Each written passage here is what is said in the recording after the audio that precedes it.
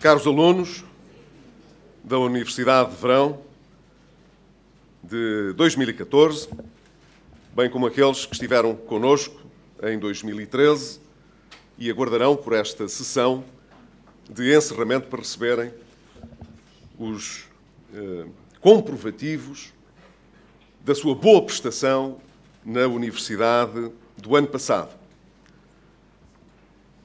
Quero começar por dar uma palavra de agradecimento, uma vez mais, ao reitor desta Universidade, ao nosso amigo Carlos Coelho, que tem sido uma fonte de inspiração para tantos jovens ao longo de mais do que uma geração. O Carlos Coelho tem mostrado que é possível, de facto, fazer a diferença quando se constitui uma equipa, eu diria, muito qualificada, que se entrega de corpo e alma ao projeto que está a realizar, como se cada edição fosse a mais importante da sua vida. E essa é a razão porque todos os anos é difícil, realmente, acolher todos aqueles que vêm à procura da reputação que esta iniciativa foi criando ao longo dos anos. Ela não seria possível sem o fortíssimo envolvimento da Juventude Social-Democrata e sem uma entrega total também das suas lideranças. Mas é verdade, e portanto devemos admiti-lo, sem custo, que muitos na JST durante muitos anos tentaram realizar com sucesso uma ideia como esta que aqui germinou ao longo dos últimos 10, 12 anos e não conseguiram. E isso devemos, evidentemente, agradecer em particular ao Carlos Coelho, à sua enorme sabedoria, mas, sobretudo, à maneira como coloca um enorme brio e profissionalismo em tudo o que faz. Muito obrigado, Carlos Coelho.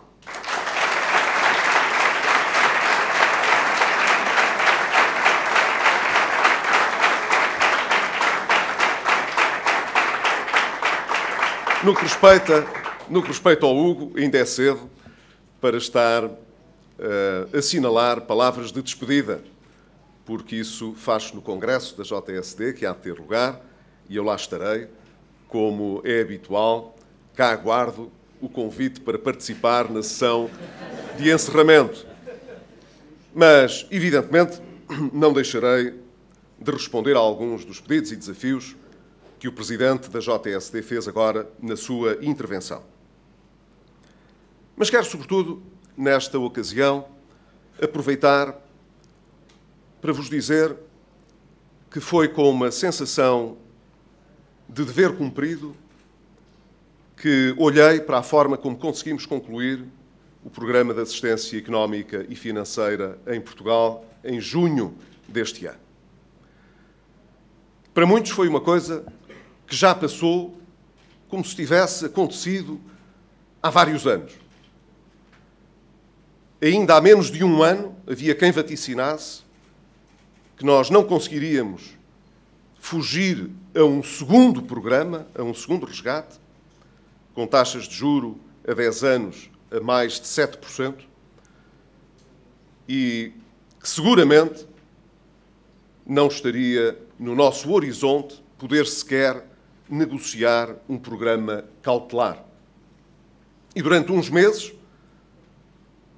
todos aqueles que desde o início do programa achavam que ele não ia dar resultado, que a receita não estava certa, que a estratégia era um desastre para Portugal, semanalmente equacionaram os vários cenários da tragédia. E, evidentemente, é também da nossa realidade cotidiana que a comunicação social precisa de informar e de dar notícias. E, portanto, o destaque que foi dado durante todo esse tempo a essa visão catastrofista do país, creio que impressionou a generalidade dos portugueses. Eles que se esforçaram durante estes anos, por salvar o seu país de uma desgraça grande que os surpreendeu e que eles achavam que não tinham o direito de viver depois de tantos anos de democracia, a verdade é que nós conseguimos, semana após semana, mês após mês, mostrar aos portugueses que o esforço que eles tinham realizado valia a pena. E então passámos da conversa do segundo resgate para a conversa do programa cautelar. Deixámos a espiral recessiva para começar a explorar a possibilidade de termos compromissos a médio e longo prazo que pudessem sustentar um programa cautelar. E depois conseguimos perceber que, afinal, estávamos em condições de poder encerrar o programa e de caminhar pelo nosso pé. E foi isso que fizemos. Serenamente. Eu creio que quem hoje se dedicar a fazer, hoje em dia é possível, como sabem, porque é possível e é fácil, porque o registro de todos os debates públicos, de todas as análises políticas que foram feitas, estão à distância de um clique. Façam esse exercício. Vejam, leiam, recordem o que se disse sobre o futuro do nosso país durante estes 3 anos. E depois concluam que há um país que está profundamente empenhado em mostrar que há um futuro de maior justiça social, de maior equilíbrio para os portugueses, que não se revê na maneira como uma certa classe política e analítica olha para eles próprios, para o país e para o futuro.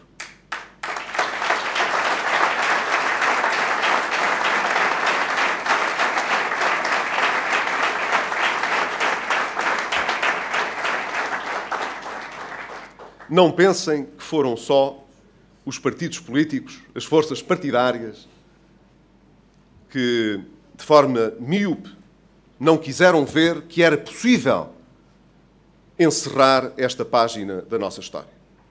Verificarão que hoje a esfera de influência política vai muito além dos partidos e que nessa esfera mais ampla ainda habitam mais velhos do Restelo do que nos partidos políticos. Mas isso é uma coisa que seguramente a Universidade de Verão da JST pode ajudar para o futuro a resolver também. O que, em qualquer caso, gostaria de assinalar é a importância da estratégia que seguimos. Durante muito tempo, disse que nós não tínhamos nenhuma alternativa e que, portanto, estávamos condenados, por falta de recursos, por falta de meios, dada a restrição orçamental, a subjugar-nos aos ditames da economia e das finanças. Suspirava-se, portanto, que tinha a política imigrado também. Não tínhamos política. O que nós tínhamos era uma forma subserviente de nos curvarmos, portanto, aos ditames da economia e da finança. Ora bem, eu acho que é legítimo hoje concluir que foi exatamente o oposto. Que nos subjugamos à ditadura das finanças e da economia em 2011, quando a política emigrou e irresponsavelmente nos obrigou a ter de pedir ajuda externa, e que foi a política, a estratégia política e a determinação política que tivemos que nos permitiu fechar estes 3 anos dolorosos que todos vivemos.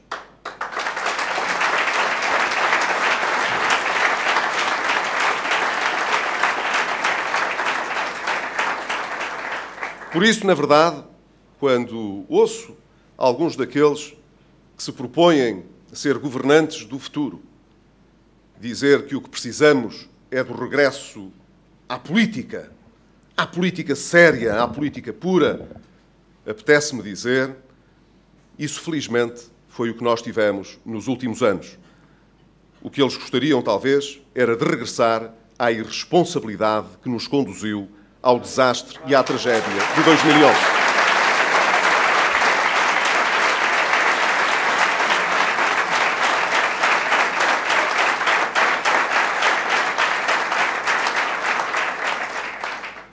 Nós iniciámos um caminho de grande mudança e de transformação na sociedade portuguesa. Não estivemos apenas a acudir à emergência, que também tivemos. Quando chegámos ao governo em 2011, tal como o ex-ministro das Finanças do anterior governo antecipava, não tivemos realmente grande tempo para nos sentarmos nas cadeiras dos gabinetes. Mal chegámos, estávamos a prestar contas à Troika. E assim andámos a tratar da emergência financeira e da emergência social durante estes 3 anos.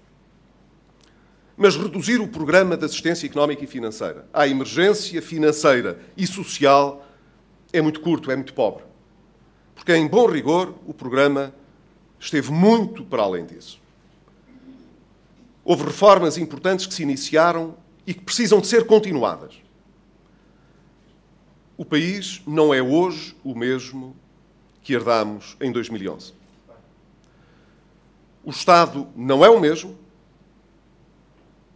a economia não é a mesma, os comportamentos económicos e sociais não são os mesmos. Felizmente, o país libertou-se de muitas restrições com que viveu demasiados anos. Quando, em 1986, entramos como membro de pleno direito na então Comunidade Económica Europeia, pensámos que íamos ter decisivamente um caminho de desenvolvimento e de progresso que nos iria colocar em linha, em convergência com a maior parte das nações europeias com que gostávamos de nos comparar, com a França, com o Reino Unido, com a Alemanha, com a Itália, com todos esses países que tinham economias mais avançadas que a nossa, um Estado social mais avançado que o nosso, políticas públicas mais desenvolvidas que as nossas. E pensámos que iríamos ter uma oportunidade extraordinária, juntamente com a Espanha. A Grécia tinha entrado pouco tempo antes, 1 ou 2 anos antes, que íamos ter uma solidariedade importante de todos os países europeus, da altura, para podermos aproximar-nos desse modelo de sociedade. E não há dúvida, tivemos os recursos para esse efeito. Ninguém o pode negar. Durante anos, Portugal, como a Espanha, como também a Grécia, receberam da União Europeia, então Comunidade Económica Europeia, através de fundos estruturais, recursos significativos para a modernização do país. E não há dúvida que, em muitos aspectos, nós progredimos e a sociedade portuguesa desenvolveu-se e evoluiu. Mas, infelizmente, dado que não estamos sozinhos no mundo, nós não nos podemos comparar apenas com o que éramos em 1985 ou em 1986. Porque a Europa não ficou em 1985 ou em 1986. Todos os outros países se desenvolveram também. E quando, no final da década de 90, antes do euro chegar, fizemos as contas, percebemos que não tínhamos conseguido realizar exatamente o nosso sonho, que era o de convergir para a média europeia. Quer dizer, não aproveitámos bem as oportunidades que nos foram dadas. E quando chegou a moeda única, pensámos que íamos estar no pelotão da frente daqueles que, de forma mais avançada, iriam realizar a estratégia de Lisboa, que iria colocar a Europa no centro da globalização e à frente da investigação, do desenvolvimento, que traria a nossa economia, as nossas empresas, os nossos jovens para a primeira linha do melhor que se fazia em todo o mundo. E durante esse período, infelizmente, Portugal não fez as reformas que devia ter feito para, mais uma vez, poder aproveitar essa oportunidade. Aqueles que, evidentemente, mais responsabilidades políticas têm na condução do país durante esses anos, preferem aquela versão simplista de que a Europa não foi bem pensada. Os objetivos eram, talvez, demasiado ambiciosos. As estruturas demasiado imperfeitas. Houve muito voluntarismo. Não houve a preocupação de criar uma Europa verdadeiramente mais solidária e social. Há alguns para quem a culpa mora sempre lá fora. É uma coisa extraordinária.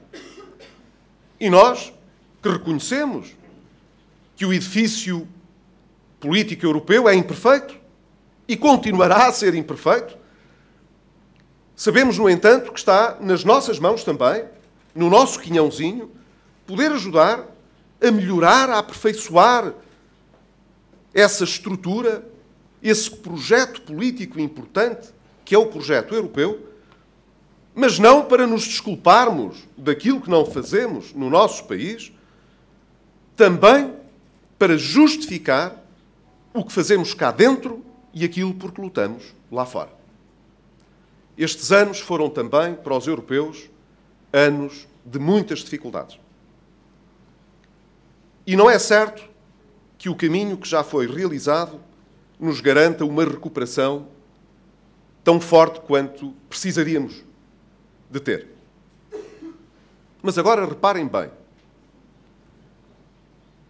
Ao contrário do que aconteceu em 2011, que havia um sentimento na Europa de que havia uns países no Sul que não tinham feito o que deviam, não tinham preparado as suas economias, não eram eficientes e, com isso, trouxeram um risco grande, sistémico, para toda a zona euro.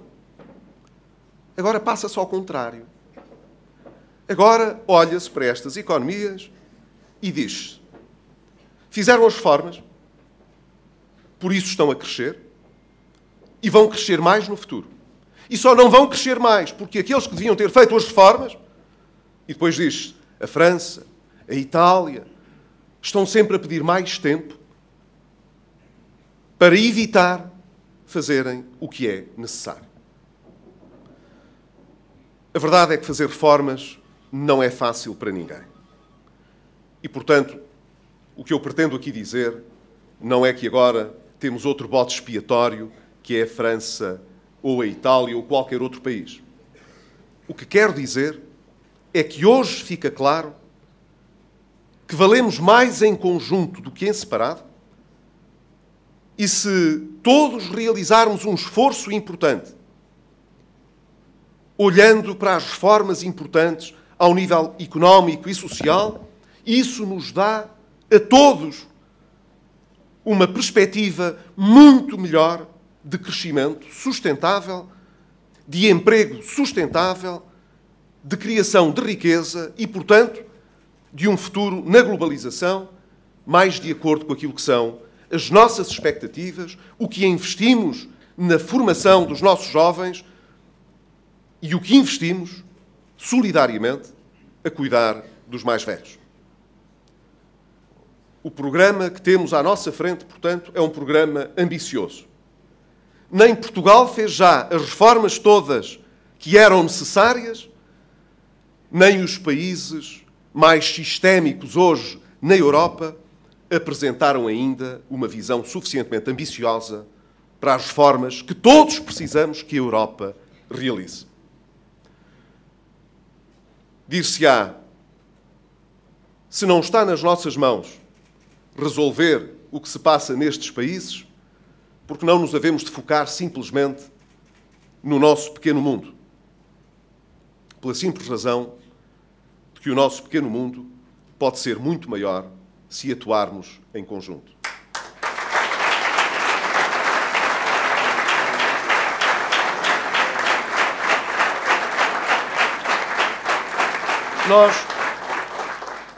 Nós aproveitámos estes 3 anos para fazer reformas importantes. Uma delas tem agora uma visibilidade maior, está associada ao novo mapa judiciário e, portanto, a este movimento que se iniciou e que alguns quereriam que fosse perfeito, mas que será suficientemente importante para representar a maior reforma na área da justiça de que há memória em Portugal. E esperemos agora que com estes instrumentos nós possamos ter realmente uma justiça mais especializada, mais próxima dos cidadãos, que funcione em tempo útil, que é como quem diz que não tínhamos de esperar tantos anos para ver a conclusão de processos, sejam eles mais mediáticos ou menos mediáticos. Teremos agora uma boa oportunidade para testar a importância da reforma que preparamos. Como todas as grandes reformas, ela não fica feita quando acabamos de publicar todos os diplomas legislativos e quando instalamos os novos tribunais. É a partir de agora que ela terá de ser acompanhada, monitorizada, para saber se os resultados que nós esperávamos vão de facto acontecer e em que medida é que precisamos de afinar aqui ou acolá aquilo que fizemos para que a reforma seja ainda mais robusta. Mas a verdade é que não andámos estes 3 anos distraídos, preparámos uma das maiores reformas no nosso país.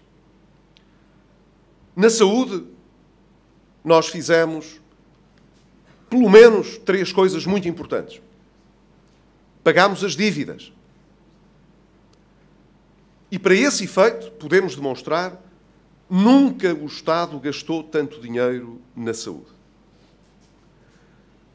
Pagámos dívidas que, quando chegámos ao governo, chegavam quase a 3.000 milhões de euros na área da saúde. Estão hoje reduzidas a pouco menos de 1/3 desse valor. E com isso conseguimos que o Estado tivesse outra capacidade para negociar com os fornecedores do Sistema Nacional de Saúde. O que quer dizer, portanto, que há muitas poupanças para o futuro que nós conseguimos porque conseguimos pagar as dívidas do passado. Fizemos um grande esforço para as pagar, mas pagámos-las. E isso foi muito importante.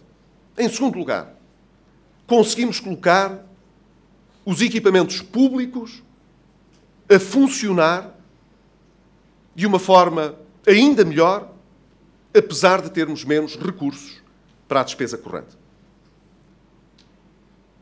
E, em terceiro lugar, conseguimos eliminar várias rendas que existiam no setor.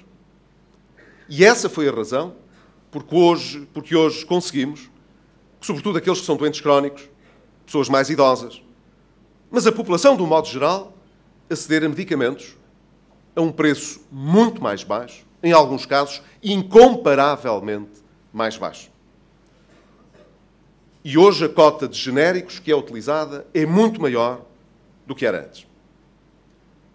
Significa isto, portanto, que apesar das restrições difíceis por que passamos, conseguimos continuar uma reforma importante na área da saúde, que é talvez das áreas mais sensíveis de prestação de serviço público que um país pode ter, porque lida com a saúde das pessoas, com a vida das pessoas no dia-a-dia, e apesar das fortes restrições por que passamos, graças ao profissionalismo de todos os profissionais de saúde e da determinação política do Governo, conseguimos prosseguir um caminho de reforma que deixará a saúde para o futuro mais saneada, mais capitalizada, em melhores condições de prestar um bom serviço com menos desperdício, como existia antigamente.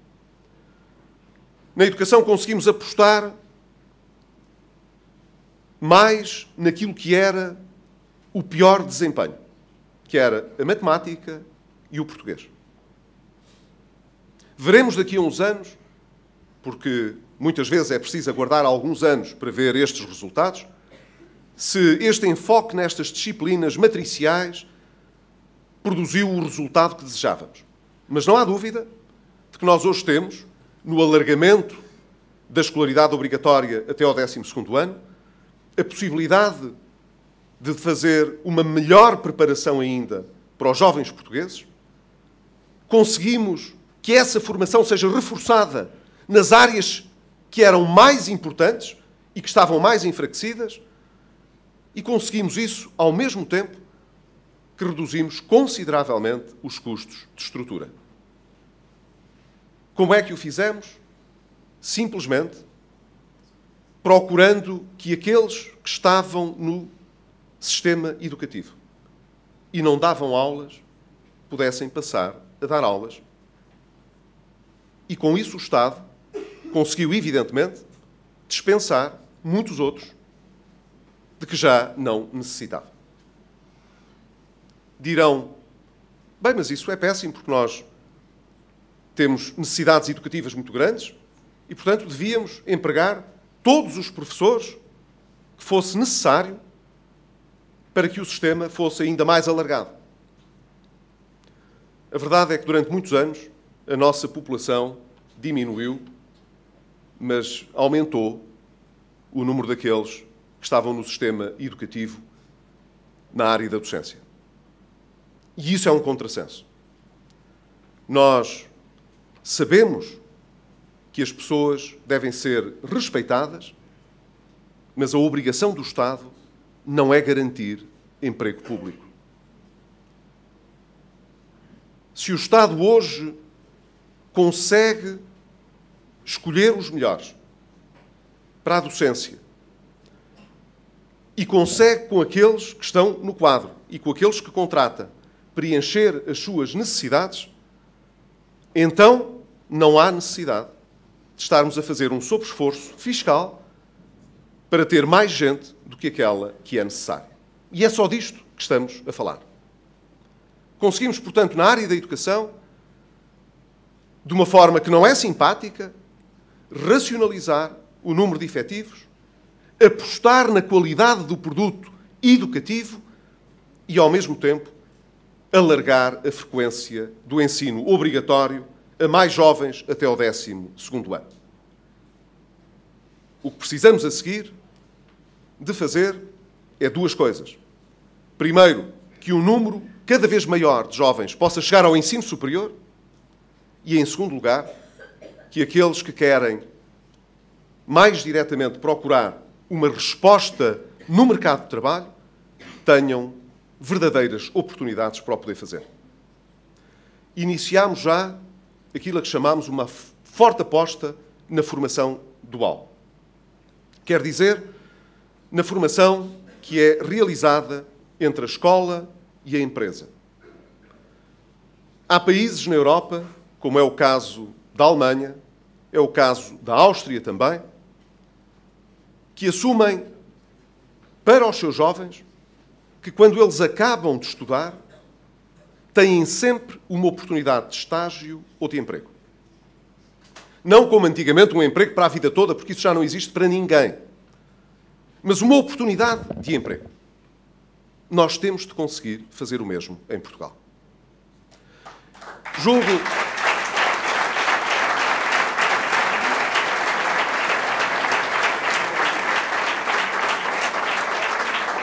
que temos de conseguir pôr de lado os complexos de que a formação mais profissionalizante é uma espécie de formação de segunda. Não é. Não é. Esta mania de que temos de ter um país de doutores para nos tratarmos todos por doutores é uma coisa que deve ficar enterrada no passado.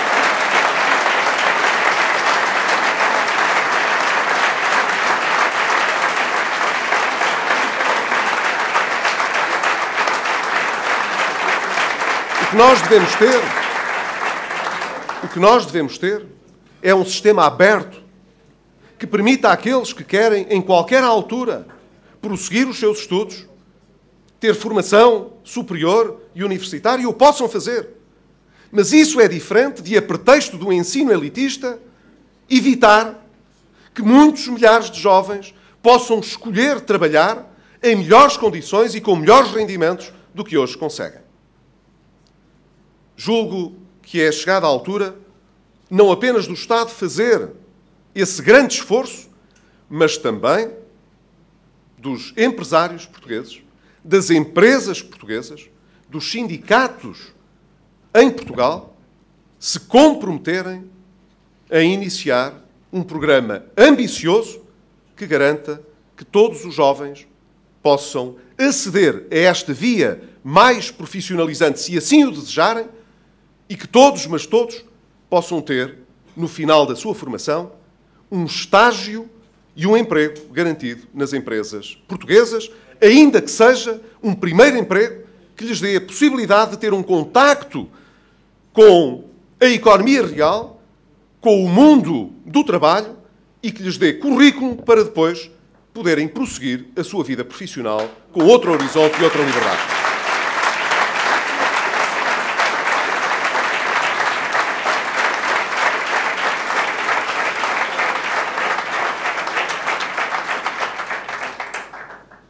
Quero também recordar que nós conseguimos, nestes 3 anos,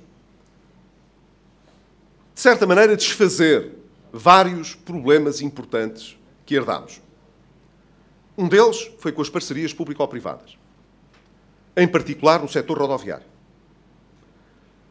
Nós sabemos que Portugal tinha, num horizonte de cerca de 25 anos, encargos demasiado elevados na área das parcerias público-privadas no setor rodoviário. Eram quase um terço, representavam quase um terço, essas responsabilidades, do valor dos empréstimos que foram concedidos a Portugal durante 3 anos pela Troika. É muito dinheiro. Conseguimos reduzir essa fatura em qualquer coisa como perto de 33%. Muitos já se esqueceram disso, em particular todos aqueles que fizeram esses contratos e aqueles que geraram para o futuro estas responsabilidades. Esses até acham que nós devíamos ter cortado muito mais. É uma coisa extraordinária. Mas, na verdade, nós conseguimos refazer esses contratos e, com isso, poupar muito dinheiro para os próximos 25 anos. Conseguimos também, na área da energia, pôr de pé uma estratégia que nos permite acabar com o déficit tarifário que foi gerado durante anos em que a grande política dos governos era congelar os preços para fazer de conta que tudo estava bem. E quando se congelam os preços para fazer de conta que tudo está bem, durante muitos anos paga-se o que estava mal. Nós conseguimos que essa fatura não tivesse de ser paga pelos contribuintes através dos impostos. Conseguimos, portanto, que numa parte importante essa fatura fosse paga pelas empresas produtoras de energia e, noutra parte, por aqueles que consomem eletricidade e que a consumiram mais barata no passado. Parece-me justo. Mais injusto seria endossar a fatura para aqueles que não tiveram a possibilidade de beneficiar sequer dessa política de falsos preços.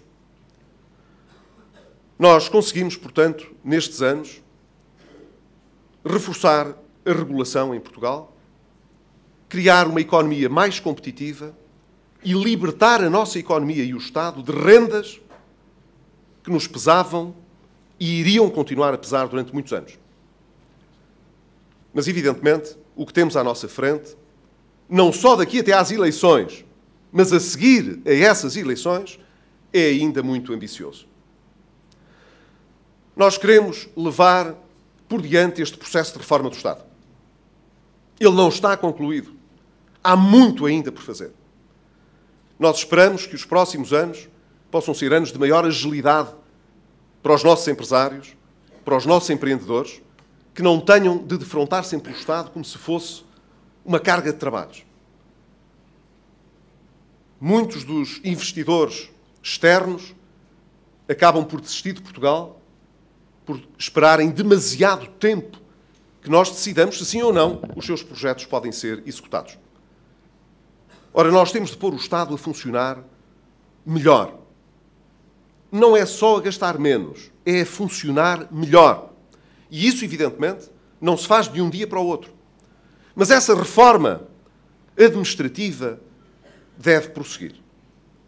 Nós conseguimos já, durante estes 3 anos, trazer alguma racionalidade maior, por exemplo, para o mundo das autarquias locais. Fizemos aí uma reforma importante. Também já não se fala disso, a não ser de vez em quando aqueles que pensam que ganharão facilmente as próximas eleições prometem repor tudo o que estava. Era repor as freguesias que existiam antes, repor os tribunais que existiam antes, é regressar ao passado em grande estilo. Nessa altura lembram-se das reformas que nós fizemos. Mas é só nessa altura.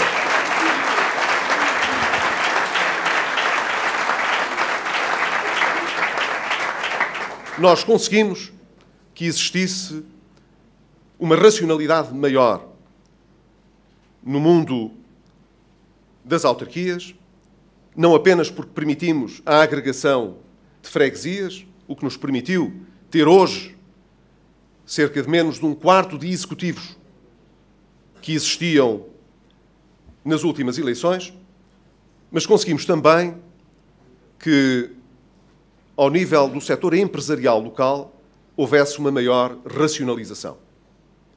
Não fomos só nós, na Administração Central, que fundimos institutos, extinguimos organismos, acabámos com lugares que não eram necessários preencher, fosse na Segurança Social, fosse em muitos outros institutos, fosse nos governos civis, foi também nas autarquias locais que conseguimos ser bastante mais racionais na maneira como nos organizamos.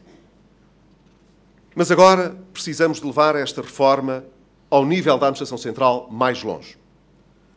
Precisamos também, já o disse, de resolver um problema para o futuro, que é importante: a sustentabilidade da segurança social.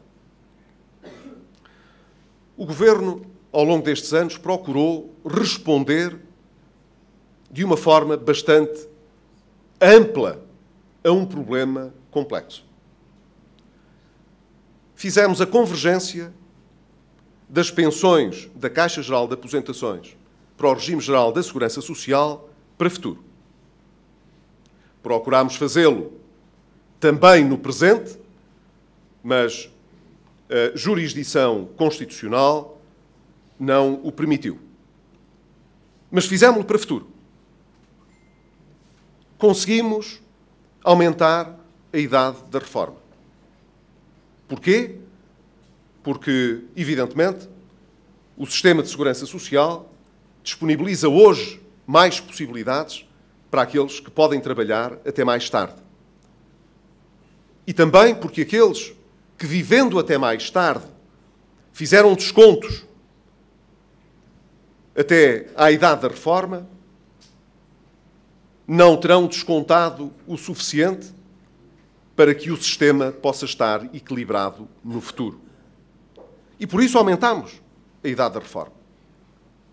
Procuramos encontrar uma solução que fosse equilibrada para resolver o problema da falta de financiamento da Segurança Social. Procuramos que os ativos de hoje ajudassem a pagar uma parte da fatura, através de um ligeiro aumento da TSU, que o IVA social suportasse uma outra parte e que depois aqueles que têm pensões mais elevadas pudessem fazer um desconto também. Não foi possível. Não foi considerado viável no quadro da interpretação da Constituição. Mas a verdade é que diz o Tribunal de Contas, não é só o Governo que diz. As contas da Segurança Social mostram que ela não é sustentável.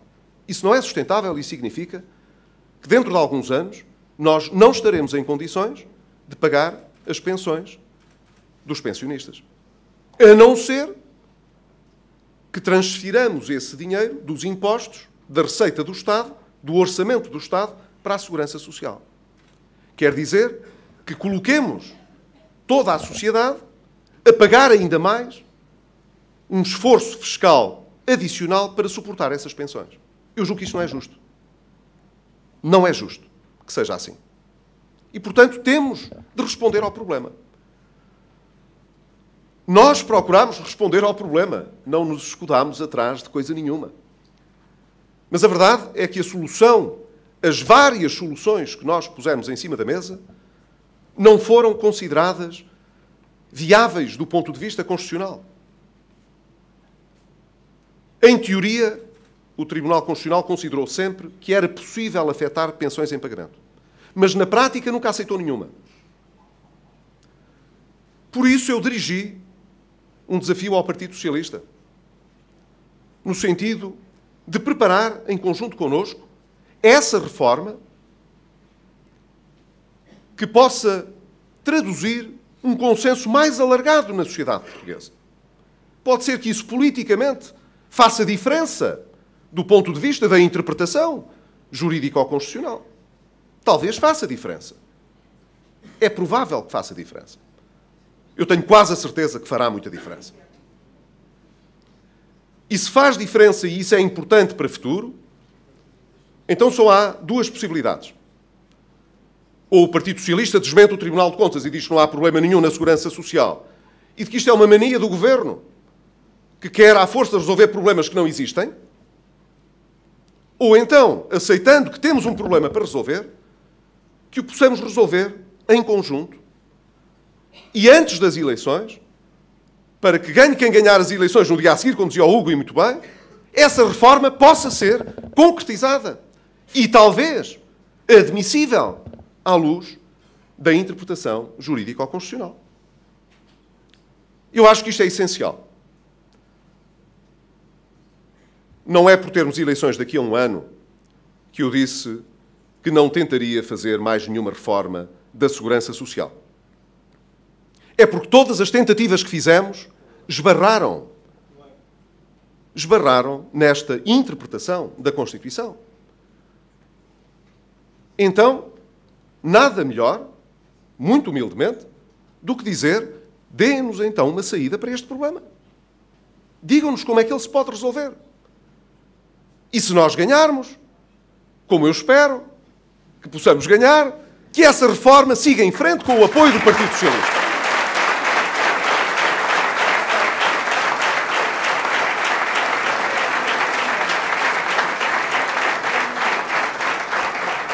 Se isso não acontecer, como já aconteceu no passado, o PSD lá estará, na oposição, a viabilizar uma grande reforma que é essencial para o país.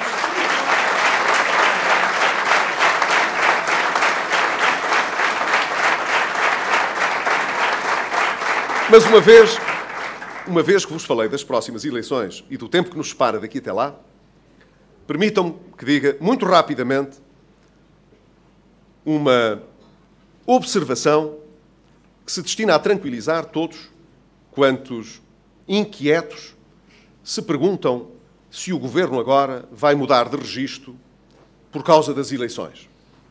O mudar de registro quer dizer passar a ser eleitoralista. E, portanto, começar a pensar que é mesmo mais importante agradar às pessoas para poder ganhar as eleições do que preparar o futuro. Eu penso que é preciso conhecerem-nos muito mal para acharem que é isso que vamos fazer. E não sei como perdem tanto tempo à volta dessas congeminações. Nós, como a Ministra das Finanças aqui disse ontem, vivemos com restrições. Temos duas maneiras de lidar o problema. É andarmos todos os dias a dizer como é horrível termos a dívida que temos e as restrições que temos, ou olhar para a frente e ver como é que a vamos pagar e crescer apesar disso. Essa é a nossa atitude. Como é que nós conseguimos, apesar da vida que temos, das restrições que temos, da realidade que é a nossa, como é que nós conseguiremos andar para a frente, pagando as nossas dívidas, crescendo e podendo ser uma sociedade com maior equidade social? Para isso, nós não podemos deitar o esforço que fizemos até hoje para o caixote do lixo. E não deitamos. Os que hoje vêm dizer que Portugal está a regressar ao passado, porque as nossas exportações não estão tão vigorosas e a procura interna está a crescer demasiado com o consumo, e que isso, portanto, é um mau sinal, porque estamos a regressar ao problema que nos trouxe aqui, quero dizer-lhes que estão equivocados. Estão muito equivocados. É verdade que as nossas exportações abrandaram. É verdade que a Europa está a crescer menos e, portanto, uma parte daqueles que são os nossos compradores estão a comprar menos. Não é só a Portugal. Isso é verdade. Também é verdade que o consumo tem aumentado. Mas a verdade é que o país não se está a endividar por essa razão, como no passado. No passado, este modelo de economia protegida que hoje não temos, liderada pelo consumo, tinha no meio uma espécie de caixa mágica que era o sistema financeiro, que transferia a poupança externa para o consumo interno. Quer dizer, tinham políticas de crédito agressivas que trouxeram uma grande alavancagem financeira e, portanto, muito endividamento, bem expresso nos bancos, no balanço dos bancos, e que afetou a generalidade das famílias portuguesas e das empresas portuguesas. Esse modelo hoje não está em prática e não existe. Porque os bancos continuam a desalavancar, os empréstimos às famílias e às empresas não estão a crescer e, portanto, o consumo que estamos a realizar não é um consumo que nós estejamos a fazer com o dinheiro que pedimos emprestado à banca ou ao estrangeiro. O consumo que estamos a registar nesta altura resulta de uma descompressão da sociedade portuguesa, que está hoje mais confiante no futuro e que utiliza uma parte das suas poupanças para consumir mais. E isso está bem expresso na ligeira redução da taxa de poupança e no aumento do consumo. Dirão assim, bem, mas então está tudo bem? Não é preciso fazer um aviso. Uma coisa é descomprimir. Não podemos andar sempre apertados, não é verdade? Uma coisa é descomprimir. Outra coisa é pensar que a resposta duradoura, sustentável para o nosso crescimento é a liderança do consumo na procura interna. Nós mantemos a mesma estratégia. Precisamos de apostar na inovação, na investigação, porque elas são, em grande medida, o motor do crescimento futuro, da especialização e do valor acrescentado das nossas exportações e precisamos também de atrair mais investimento externo para o nosso país. Precisamos destas duas coisas. Precisamos nós e precisa a Europa. E eu estou convencido que essa é a estratégia que continuará a ser prosseguida por este Governo e depois das eleições. Mas dirão, bem, e o salário mínimo nacional? Há aí um eleitoralismozinho, o salário mínimo nacional. O salário mínimo nacional já esconde a vontade deste Governo em ganhar as eleições e em ceder a tudo. Durante 3 anos, quando o desemprego subia e a recessão apertava, e nós dizíamos, não se pode mexer no salário mínimo nacional porque não queremos criar mais recessão nem mais desemprego, diziam-nos, está errado. Os senhores são teimosos. Os senhores deviam mexer, deviam aumentar. Agora que o desemprego está a baixar, que a economia está a crescer e que nós dizemos, bem, neste quadro faz sentido discutirmos, dentro de certas condições, a atualização do salário mínimo nacional, dizem-nos, demagogia. Demagogia. Eleitoralismo. Não é demagogia nem eleitoralismo. Nós iremos, com certeza, com os parceiros sociais, discutir a atualização do salário mínimo nacional. Mas, como já disse noutras ocasiões, não direi aqui nenhuma novidade sobre isso, e ainda bem, porque a coerência nesta matéria é muito recomendável, Nós estamos disponíveis para fazer um acordo nessa questão do salário mínimo nacional, conquanto exista disponibilidade para que a política de rendimentos no país esteja associada à produtividade da economia e das empresas. Porque é isso que garante a sustentabilidade no longo prazo.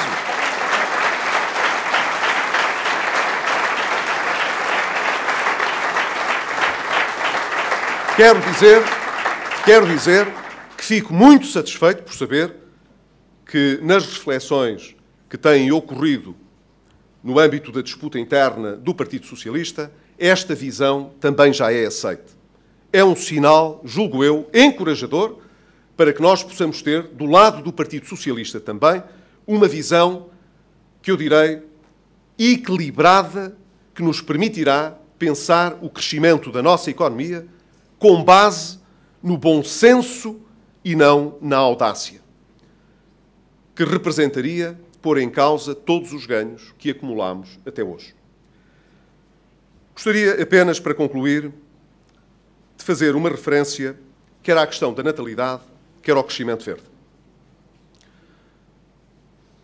Foi justamente num congresso do PSD que eu mencionei este objetivo importante que era o de poder contar com um trabalho que fosse um trabalho sério, sistemático, que nos permitisse não apenas fazer uma boa reflexão sobre o problema, mas também ter soluções para o problema da quebra da natalidade em Portugal. É um dos temas mais importantes para Portugal e para muitos países da Europa. Disse na altura que era importante que todos os partidos dessem o seu contributo.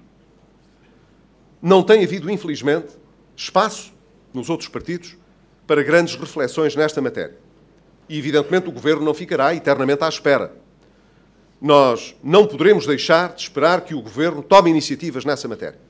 Mas o que quero dizer é que o PSD, enquanto tal, irá, muito brevemente, ainda durante este mês de setembro, aprovar a sua estratégia em matéria de natalidade e falo-á com base, justamente, no trabalho que recebeu da equipa do professor Joaquim Azevedo e que tem estado em discussão pública e que nós iremos rematar do ponto de vista das conclusões do PSD até ao final deste mês.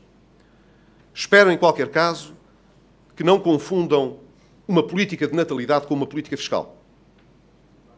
Porque não é a mesma coisa. Pode haver aspectos de fiscalidade que sejam importantes para uma política de natalidade, mas não resumam uma política de natalidade à política fiscal. E, em segundo lugar, não se precipitem também achando que nós precisamos aqui de ser muito voluntaristas. Porque o que nós queremos não é pôr o Estado a dizer às pessoas que elas têm de ter mais filhos ou menos filhos. O que nós temos é de ter políticas públicas que removam os entraves àqueles casais que querem ter filhos e não veem condições para os poder gerar.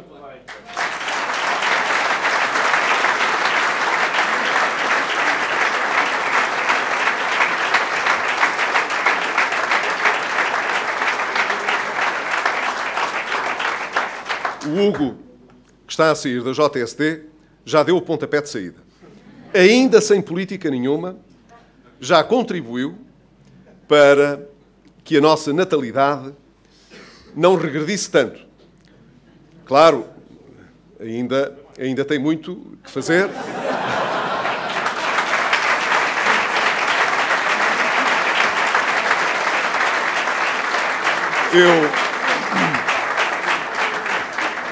Eu, quando tinha a idade dele e estava a sair de presidente da JSD, já tinha tido 2 filhas. O que quer dizer que já tinha pelo menos reposto. Já dei um contributo adicional, porque tenho 3 filhas. E é verdade, teria gostado de ter mais, mas não foi possível. Espero que todos aqueles casais que desejam ter filhos ou que desejem adotar uma criança, porque isso também é importante. Não podemos olhar só...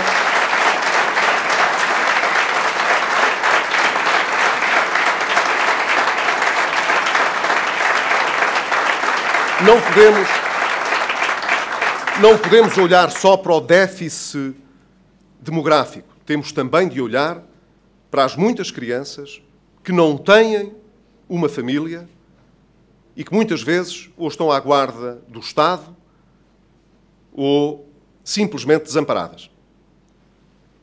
Há muitos anos que andamos a ver como é que conseguimos não desproteger a segurança das crianças, mas, ao mesmo tempo, facilitar o processo da adoção. Ele continua, hoje, a ser um processo que penaliza, sobretudo, as crianças que precisam da adoção. E, por uma vez, espero que os debates que se fazem de forma mais radical nesta matéria possam ceder espaço para que se olhe para este problema de uma forma menos arrogante. Nós temos, em Portugal, pessoas que querem adotar crianças e não conseguem. Mas deixem-me dizer-lhes, não são as pessoas que têm direitos a adotar. São as crianças que têm o direito a ser adotadas.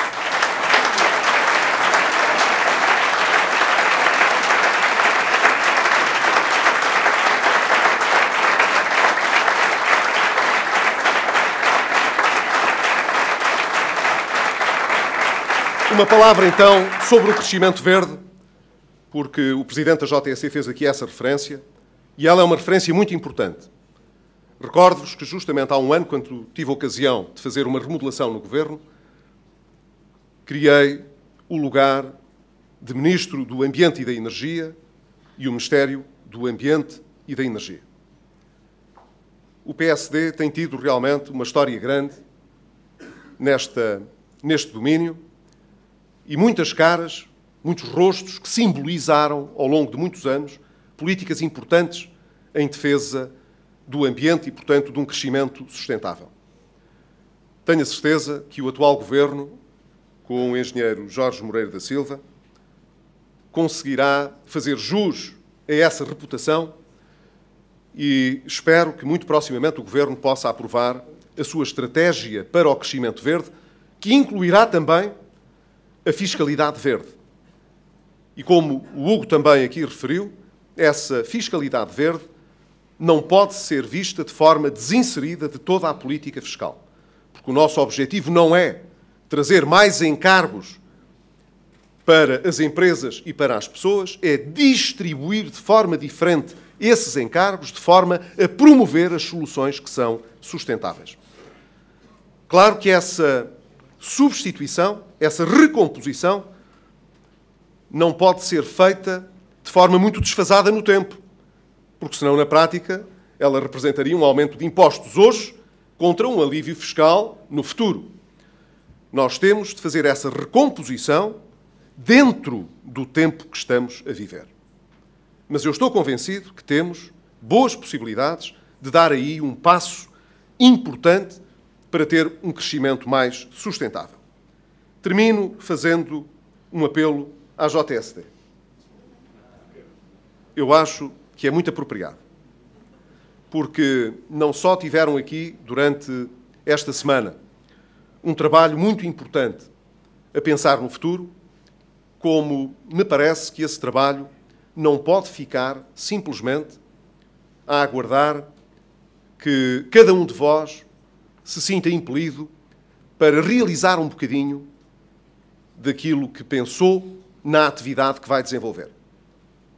É importante que, de uma forma sistemática, a JSD possa realizar um trabalho que seja impulsionado por estas conclusões da Universidade de Verão, mas que possa, com o auxílio do Instituto Sá Carneiro, ser sistematicamente mais alargado a outras organizações, a outros grupos de jovens da sociedade portuguesa, que nos traga um contributo para o futuro, preparado pela geração do futuro, porque o PSD precisa desse contributo e Portugal precisa desse contributo, de um programa para o futuro, preparado pela geração do futuro.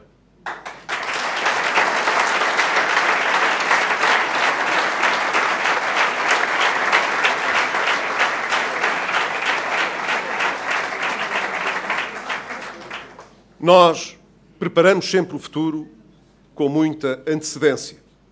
Nunca conseguimos prever tudo. Nunca conseguimos realizar tudo aquilo que julgávamos que era importante. Mas se tivermos conseguido, no fim da nossa jornada, realizar o essencial, então eu não tenho dúvidas, como dizia o Carlos Coelho na sua citação inicial, que terá valido a pena, que vai valer a pena, vai continuar a valer a pena ser exigente, preparar as reformas, lidar com as pessoas com atenção e com carinho, porque os tempos que vivemos foram muito exigentes e muito severos, e não há ninguém que não tenha praticamente dado um contributo importante para podermos sobreviver a estes tempos terríveis que deixámos para trás de nós. E não tenho nenhuma dúvida, a mudança que iniciamos, o país quer continuar. Não somos nós. O país quer continuar. E quer saber quem é que está disponível para prosseguir essa mudança. E estará muito atento àquilo que os políticos lhes vão dizer. Para saberem, no final do dia, com quem é que podem contar para o futuro. Hoje sabem com quem contaram e para quê no passado. Daqui a um ano precisarão de saber com quem podem contar para o futuro. E nós cá estaremos para dizer aos portugueses aquilo que projetamos, que sonhamos também para o nosso país, para o futuro, porque realmente Portugal e os portugueses valem a pena. Muito obrigado.